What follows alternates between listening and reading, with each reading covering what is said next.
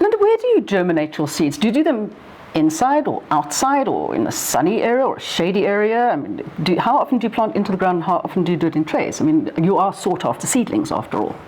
So for me, because we have to grow for our gardens that we do, we have to start pretty early in the season, before anyone else. So for example, the best time to plant your seed in the ground is when things have really warmed up.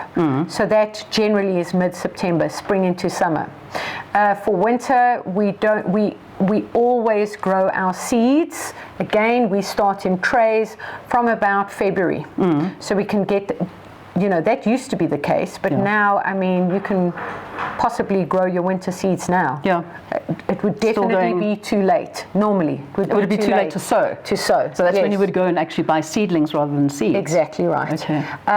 So when we plant in trays, we have to start as early as possible, and we plant in greenhouses, and we also keep it protected. You have the perfect soil mix, put it in the seedling tray, you have control.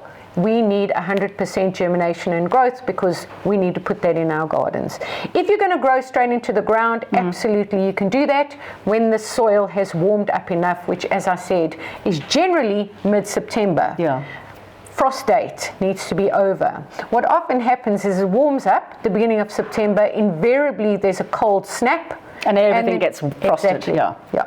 What happened this year, in fact, for the winter plants, the winter seedlings, is that everything had to shift by 2 weeks because it was just too hot.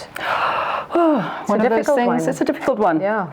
But generally, get them as seedlings if you're in the middle of winter because it's going to be too late to sow them. Exactly right. Yeah. Great. That's what we've got to do.